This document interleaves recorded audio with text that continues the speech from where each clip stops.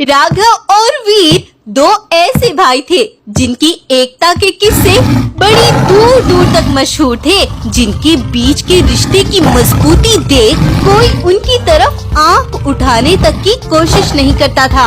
एक बार राजा का एक सिपाही दौड़ता हुआ उन दोनों के पास आया। महाराज ने तुम दोनों को बिल्कुल अभी अपनी गुफा पर बुलवाया है, जल्दी से चलो। अरे भाई, राजा को हमसे क्या काम पड़ गया? उनकी गुफा पर जाते ही तुम्हें सब पता चल जाएगा। तुम जल्दी से वहीं पर चलो। जब वो दोनों भाई राजा की गुफा पर गए तो उन्होंने देखा जानवरों की एक लंबी कतार राजा के पास खड़ी थी। इतनी तादाद में जानवरों को देखकर दोनों भाई बड़े हैरान थे। भाई, ये तो बहुत बड़ा मसला लगता है। कहीं तुमने तो कुछ गलत नहीं किया?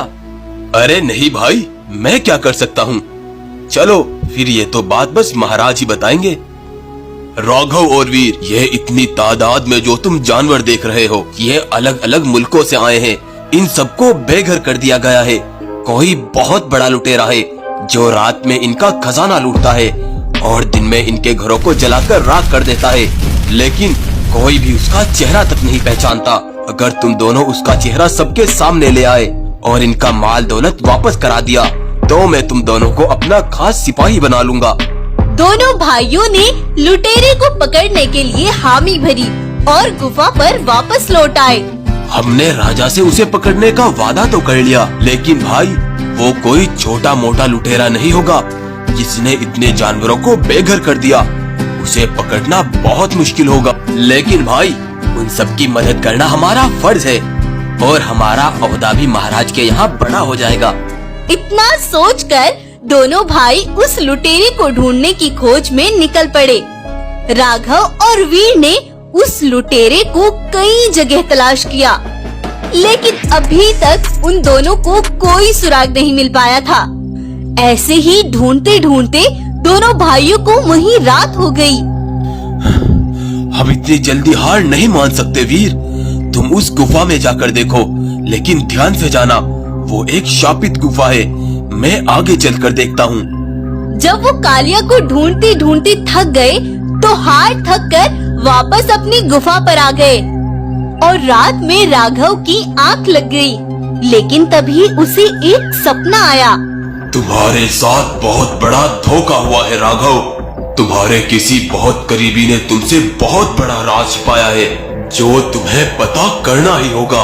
उठो राघव, उठो और उस राज का पता लगाओ।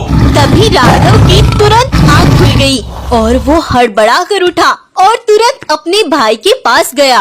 राघव ने वीर को अपने सपने के बारे में सब बताया। अरे भाई, सपने तो यूं ही आते रहते हैं, सपने सच नहीं होते। घबराओ मत, आज रात तुम मेरे ही पास सो जाओ। क्योंकि अभी तक राघव और वीर उस लुटेरे का पता नहीं लगा पाए थे, इसलिए राजा ने उन बेघर जानवरों के रहने के लिए बंदोबस्त किया और उनके लिए बहुत से टेंट लगवा दिए।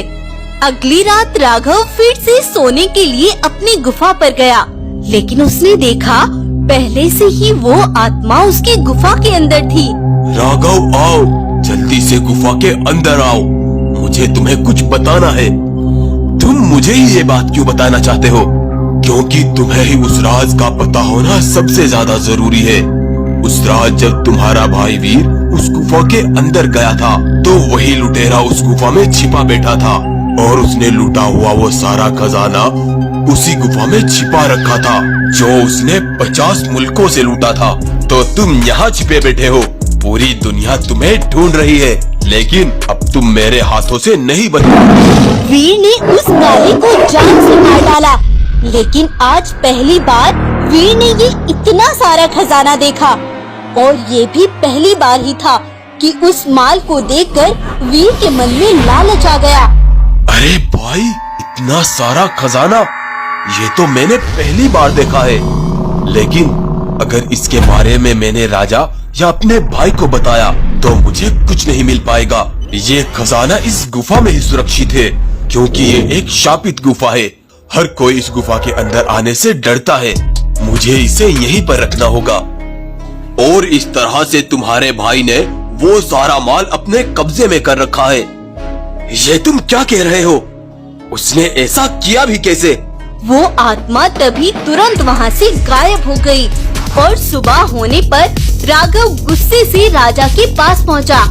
महाराज, जल्दी से मेरे भाई वीर को पकड़वा कर जंजीरों में डलवा दो। ये तुम क्या कह रहे हो? पता भी है क्या बोल रहे हो तुम? मैं जो कह रहा हूँ सही कह रहा हूँ, बस आप जल्दी करें।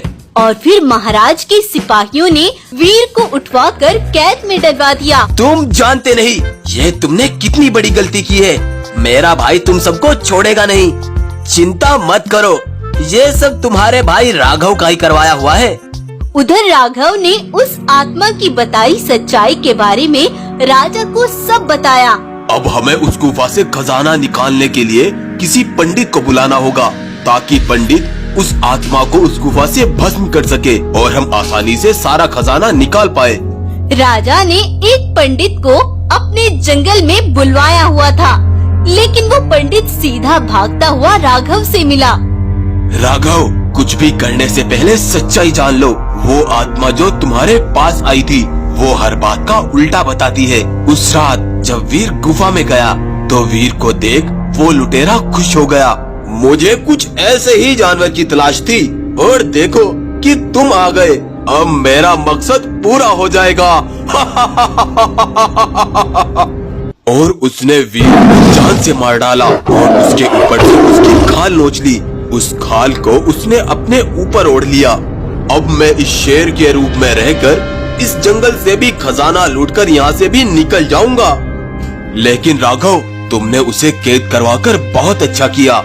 वो यहाँ से भी सोना लूटकर भागने ही वाला था, लेकिन अब वो हमारी कैद में है। तब उस लुटेरे को सबके सामने लाया गया और राघव ने तेजी से उस पर वार करके उसकी वो खाल उतार दी। वीर के रूप में लुटेरे कालिया को देख सभी जानवर हैरान थे, क्योंकि उस लुटेरे ने इतनी बड़ी साजिश रची थी।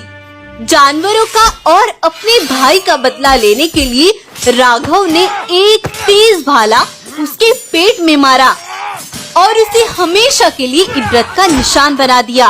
तब पंडित ने उस गुफा में जाकर उस आत्मा पर जोरों की शक्तियां फेंकी, जिससे वो आत्मा जलने लगी और जलती जलती वहीं भस्म होकर मर गई।